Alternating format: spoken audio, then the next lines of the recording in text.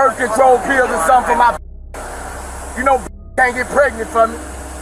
Yeah, I got a lot of hoes. We're trying to accommodate you. Listen what's gonna happen, brother.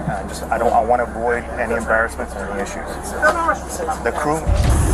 Yes, sir.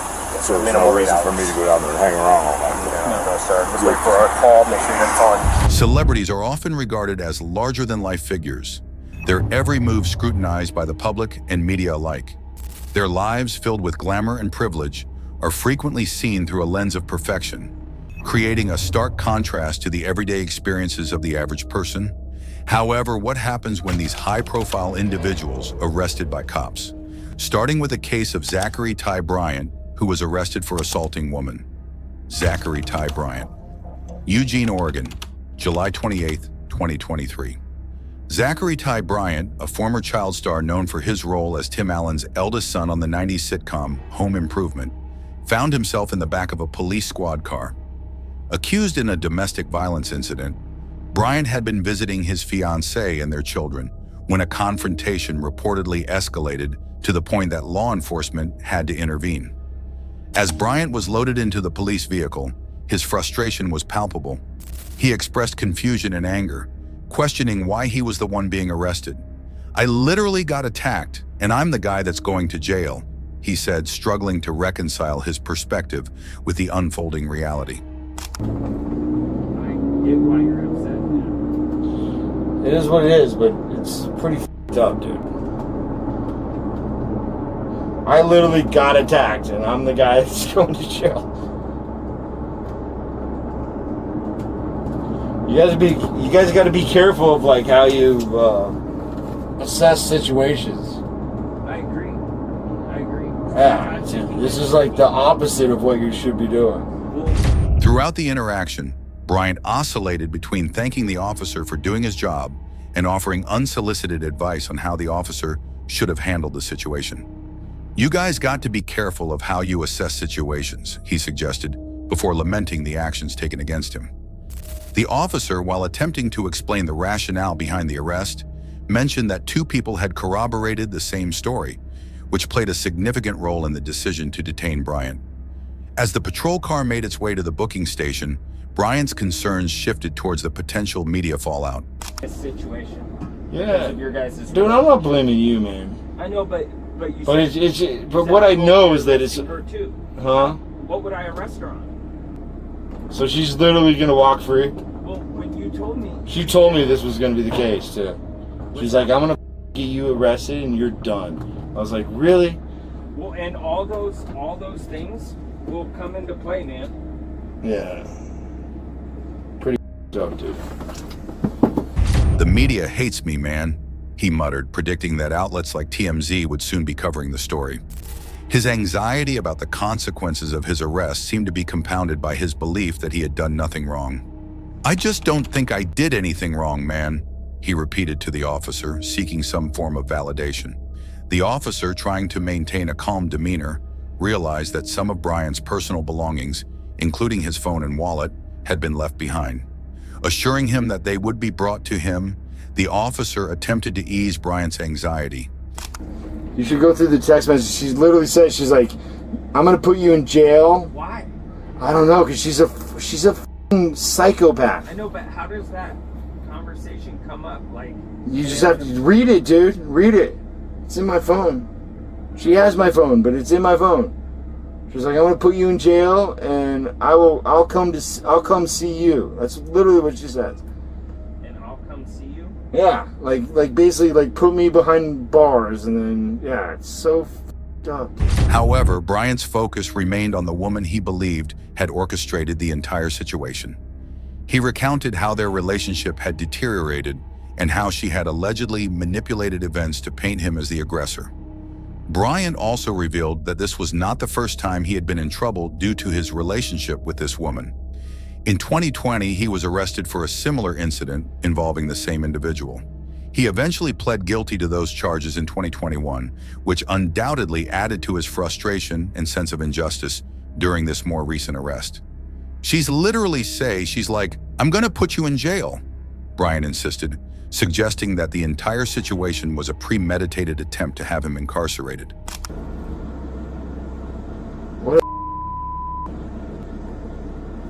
She literally beat me up, and then I'm going to jail. So, well, thanks for being a friend, man. What's that? I said, thanks for being a friend. I think you know how it all went down, dude. It's not that I don't. Then I have to go. Well, I'm gonna put you on the stand, dude. Put me on the stand. My lawyer will. What do you mean? You're gonna have to answer questions. As the conversation continued, Bryant's mood fluctuated between anger and resignation. At one point, he even thanked the officer for being a friend. Though this sentiment was fleeting, he soon returned to criticizing the police, claiming that they had failed to see the real problem and were instead targeting him. "These girls are the problems," he said, arguing that women like his fiancée knew how to manipulate the system to their advantage. Despite his attempts to justify his actions and shift the blame onto his fiancée, the reality of the situation was clear. Bryant was being taken into custody on charges of domestic violence. His repeated claims of innocence and frustration with the legal process did little to change the outcome of that night. In October 2023, a few months after his arrest, Bryant entered a guilty plea to a new charge of fourth-degree assault. In a deal to avoid a 2-year prison sentence, he agreed to serve 7 days in jail and was placed on probation. However, his legal troubles did not end there. In February 2024, Bryant was involved in a traffic collision in California, which led to his arrest for driving under the influence, DUI. But wait for this next case where rapper Boosie Badazz threatens to spit on cops during traffic stop. Rapper Boosie Badazz, Georgia. July 12, 2022. The incident began when Boosie, a passenger in his new Cadillac, was pulled over for an apparent tag violation. The officer approached the vehicle and initiated a conversation with Boosie and the driver, identified as Deshaun Lawrence. After a brief exchange, the officer took both of their IDs for routine checks. The situation escalated when the officer decided to detain Lawrence, instructing him to step out of the vehicle. Boosie was also asked to step out, and a second officer placed him in handcuffs. Nice, dude. Y'all doing good today?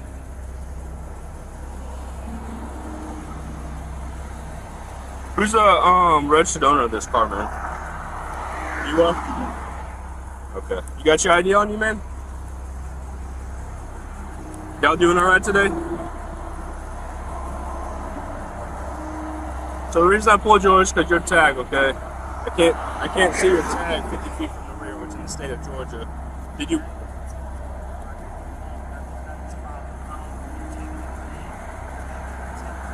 From where? Who took it from you before? I know that.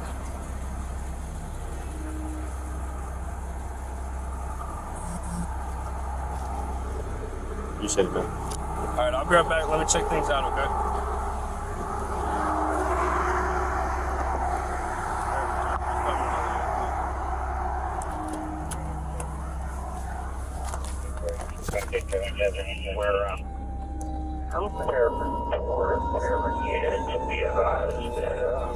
Receive 783 West JTA out there. As he was being detained, Boosie's frustration became evident. He expressed his exasperation, claiming he was being targeted by law enforcement and harassed regularly. Boosie voiced his anger, stating that he had moved to the countryside to avoid such encounters, but the police continued to pull him over.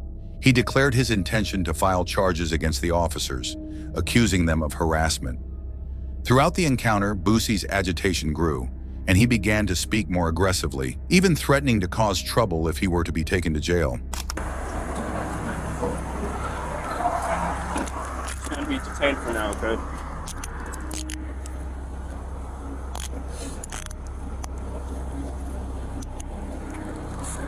Alright, real quick. Alright. Is there any weapons on you?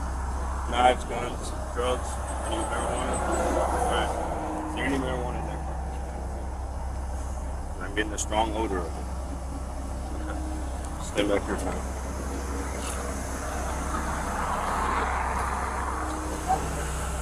Alright, is there any marijuana in that car, man, or any other drug? I'm smoking a joint, bro. You're good? I got you. As long as you're honest with me, I'm honest with you, okay? I Stand can't by. keep going through this, though, bro. Like, I Well, you just gotta can't, hold it bro. up I and I can't, understand. bro. I can't, bro. I don't do no wrong. I don't do Marijuana. shit, bro. It's illegal to sit for. Bro, like, bro, I gotta go to y'all superiors and file charges. The officers conducted a search of the vehicle, citing the strong odor of marijuana as probable cause. During the search, they discovered large amounts of cash scattered around the car. Boozy, however, maintained that the stop was unjustified and that he was being unfairly targeted because of his status as a well-known rapper. He compared his situation to that of a white athlete, suggesting that if he were in a different profession, the police would not be as aggressive. The officer explained that the reason for the stop was due to the vehicle's tag being obscured, making it difficult to see from 50 feet away, which is required by Georgia state law. Additionally, the officers issued citations for the smell of marijuana and for the obscured tag.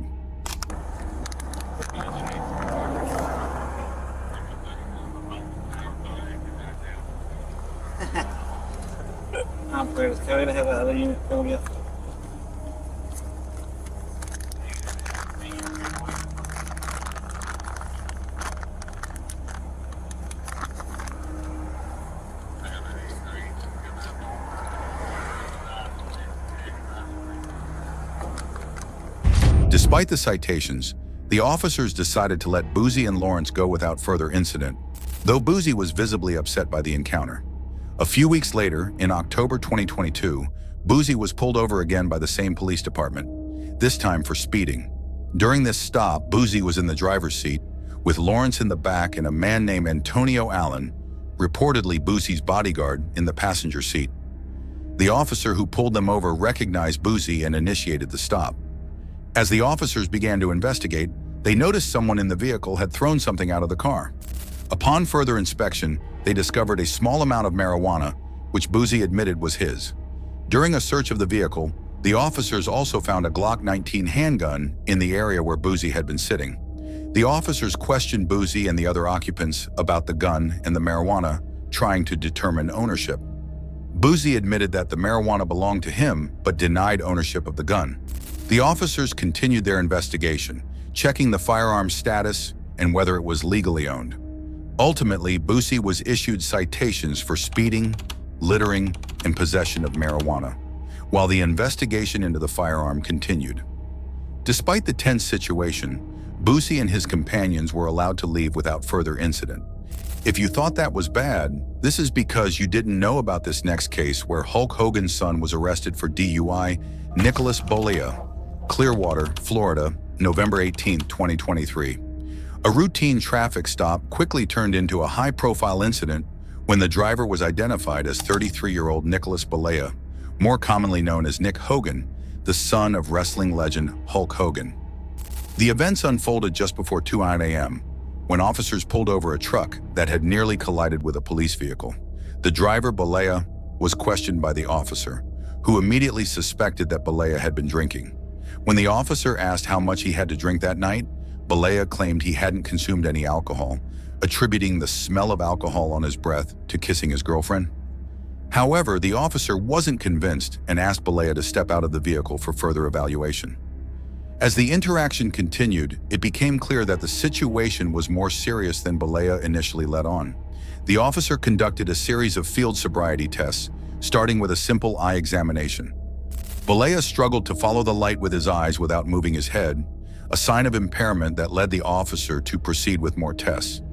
Bolea's performance on the walk and turn test and the one-leg stand test was subpar, further raising suspicions of intoxication.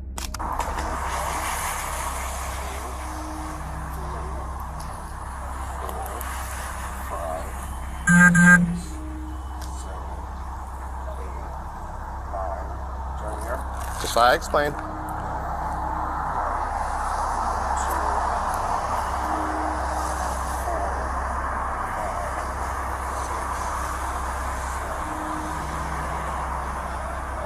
All right, you can relax, sir.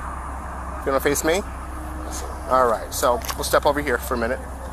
This next exercise is called the one-leg stand. Okay, what I'm gonna do is have you stand with your feet together for me, heels and toes touch like mine. During the test, Bolea tried to cooperate but seemed to be struggling physically. at one point mentioning previous knee injuries. Despite these claims, the officer continued with the tests, and Balea's inconsistent performance didn't help his case. Throughout the interaction, Balea maintained that he hadn't consumed any alcohol or used any drugs within the past 24 hours, though the officer remained skeptical. Bring your hands up like this and close them. Extend your pointer fingers, bring them down, and turn your palms forward. This is the starting position. I want you to remain in this position until I give you the further instructions, okay? You understand? All right, so when I tell you to, you're gonna tilt your head back, you're gonna close your eyes. You're gonna hear me say left or right. When you hear me say left, you're gonna bring your left hand up and touch the tip of that finger to the tip of your nose, and immediately put it back down to your side in one fluid motion.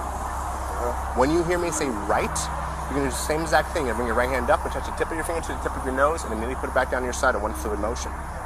Now, for the purpose of this exercise, these are the tips of your fingers, okay? These are the pads of your fingers, and these are the sides. All right? So I'm gonna show you again, if this was an example of your nose, tip of the finger, tip of the nose. Not the pad, not the sides, the tip of your finger, okay? I want you to touch the very tip of your nose, not the top, bottom, or the sides of your nose, but the very tip. The situation grew more tense as the officer prepared to administer the Romberg balance test, where Balea was asked to tilt his head back, close his eyes, and estimate when 30 seconds had passed. Balea complied, but his performance didn't alleviate the officer's concerns. Eventually, the officer decided to place Balea under arrest for driving under the influence, DUI, placing 2 pairs of handcuffs on him due to his larger build. All right, very good. We ain't together if you like. No, you're good. We're gonna come over here.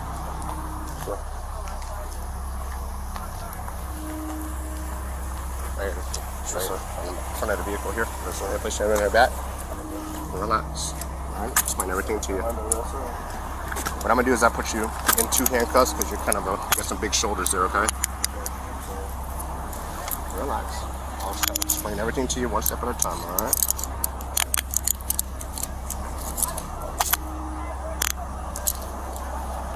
As Balea was being handcuffed, another officer on the scene was monitoring the 2 women in the truck, one of whom was Balea's girlfriend.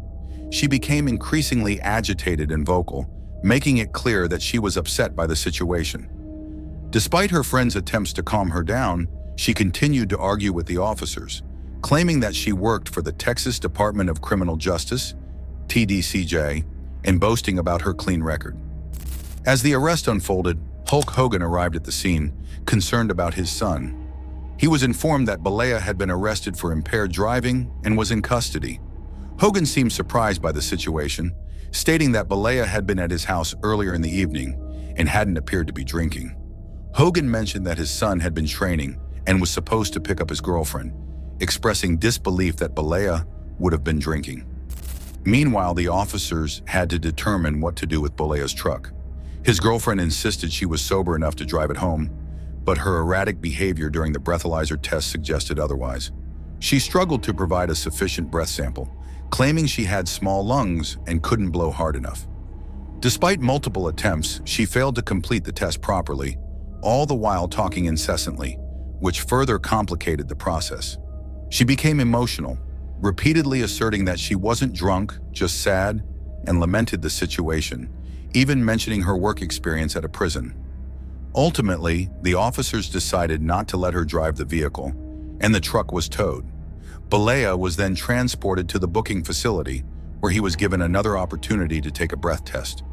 After some deliberation, he chose not to comply, fully understanding the consequences. Under Florida law, refusing to take a breath test results in an automatic 1-year suspension of the driver's license, which Balea faced in addition to the other legal repercussions. Nicholas Balea was charged with misdemeanor DUI and failing to move over for emergency vehicles, a law that requires drivers to change lanes or slow down when approaching police or other emergency vehicles stopped on the roadside. But wait for this next case where an NFL star kicked off airplane by cops. Odell Beckham Jr., Miami, Florida. November 27, 2022. An incident occurred involving NFL wide receiver Odell Beckham Jr. unfolded on an American Airlines flight departing from Miami, Florida. Beckham, who was an unsigned free agent at the time and later joined the Baltimore Ravens, was found unconscious in the first-class cabin before takeoff. Flight attendants attempted to wake him to fasten his seatbelt, But he appeared unresponsive, raising concerns about his condition. One attendant even noted that Beckham wasn't wearing pants, adding to the confusion. As the situation developed, airline staff became increasingly worried. They called for emergency medical personnel to assess Beckham, but when he finally woke up, he seemed disoriented but otherwise fine. They had to come back. I've taken off. Anytime the plane is taking off, I've fallen asleep. Woken up in the middle of the flight. 13-hour flight. Woke up 8 hours into the flight. Asked for all food. Any airline. I never had this happen. It's embarrassing. No, I get it's embarrassing, but apparently... You were tagging black people. Enticing me to beat off of the plane. And I did everything to make us walk. I woke up, everyone's looking at me. We're trying to accommodate you. Okay, pick up your... Listen, we're trying to accommodate you. Listen what's going to happen, brother. The medical team found no significant issues, attributing his condition to possible exhaustion or intoxication. Despite being medically cleared, the flight crew remained uneasy about having him on the 5-hour flight to Los Angeles. The flight crew deliberated over whether Beckham should remain on the plane. The captain ultimately decided that due to the disruption and concerns for the safety and comfort of other passengers, Beckham should be removed from the flight. The captain's decision was influenced by the fact that the situation had already caused the plane to return to the gate, which had delayed the entire flight. When informed of the decision, Beckham initially refused to leave the aircraft. The police, who had been called to the scene, explained the situation to him, but Beckham, confused and frustrated, remained non-compliant. Specifically you. Maybe everybody else. I would get off the plane. This shit don't mean nothing to me. Ain't no way you could look at me. Ever. Guys, just don't engage with them. Just don't engage. Quick, go again. You gonna wait 40 minutes, and I'm gonna be on a private plane home. Yeah. Your fat. Yeah, I will. Get your ass off the plane for a second. Yeah, I bet. Enjoy the cheese board on the way home. Get your ugly ain't nothing to me, bro. Got like I'm sorry. All you had to do was wake me up. Having them go that way? Yeah, you guys are playing around the galley. They're back here. I've never. He was offered the option to take a later flight, which was set to depart in just over an hour, but he declined. This refusal left the airline with no choice but to deplane all the passengers so that Beckham could be escorted off the flight. As the passengers began to deplane, tensions escalated. Many were visibly frustrated, and some directed their anger at Beckham, blaming him for the delay. Despite the mounting pressure, Beckham remained seated, expressing his disbelief and frustration at how the situation had escalated. He seemed particularly upset that the crew had called the authorities without first giving him a chance to respond. After all passengers had left the plane, Beckham was finally escorted off. He walked through the terminal, passing by the other disgruntled passengers, who were now further delayed. Beckham, still in disbelief, expressed his frustration to the officers and the passengers, stating that he would arrange for a private plane instead. His comments and attitude during this time made the situation more tense. Despite the disruption and inconvenience caused, Beckham was not charged with any crime and was released after the incident. But hold on your seats because this last case is more shocking than the others. Playboy Cardi, Atlanta. September 21st, 2022. The incident occurred when a traffic cop pulled over Playboy Cardi, whose real name is Jordan Terrell Carter, for driving 133 miles per hour in a 55 miles per hour zone, a staggering 78 miles over the speed limit. The officer initially approached Carter with concern about his reckless driving, which posed a significant risk to everyone on the highway. Carter, who was visibly anxious, attempted to explain his high-speed driving by claiming it was due to an emergency situation involving his pregnant girlfriend. Explain it to me. Man, I'm rushing because I had an emergency. Bro, you're driving 133 miles an hour in a 55 mile an hour zone. Right, but it was an emergency. What is the emergency? got stuff going on with my family. I live in Buckhead. I'm trying to get. I got stuff going on with my family. Here's the thing. You want to have a conversation that doesn't end with you going to jail, you might want to be a little more forthcoming with the details. What is the situation that causes you to drive 2.5 times the speed limit down the highway? Okay, so you were going to drive 130 plus miles an hour the entire way to the airport, putting everybody else's life on the highway in jeopardy. That's what you're telling me. Do me a favor, how about? Face that way when you get out. However, his explanation did little to mitigate the severity of his offense. The officer questioned the urgency of his situation, highlighting that driving at such excessive speeds to reach the airport or hospital was highly dangerous and unacceptable. As the officer interrogated Carter, the rapper offered a series of excuses, including an assertion that he had a star in his eye, which impaired his vision. Despite Carter's claims, the officer pointed out the extreme nature of his speed and the risks associated with it. Carter's explanations were met with skepticism as the officer emphasized the dangerous nature of driving at such speeds, regardless of his personal circumstances.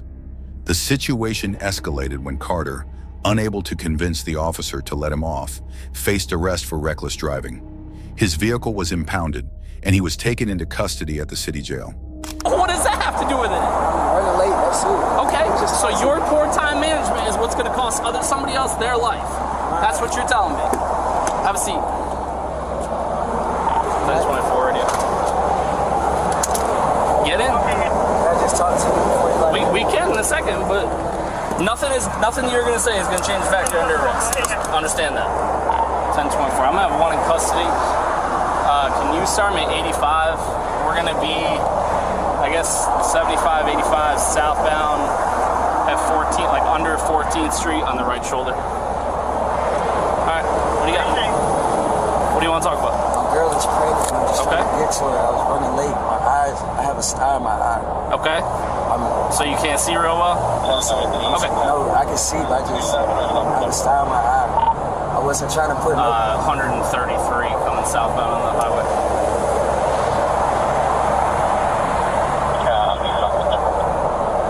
Okay, so what you're saying to me is that even worse than the fact that you're driving 133 and a 55 is you can't see real well. No, that's not what while I'm you're driving 133 miles an hour down. Bro, you're driving almost 80 miles an hour over a 55 mile an hour speed limit. Because you're trying to get to the hospital? Or you're trying to get to the airport? I'm trying to get to the airport. During the arrest, Carter continued to plead his case, asking if there was any way to avoid spending the night in jail. He insisted that he had no intention to harm anyone and expressed frustration over the consequences he was facing. The officer, while acknowledging Carter's distress, remained firm about the gravity of the situation.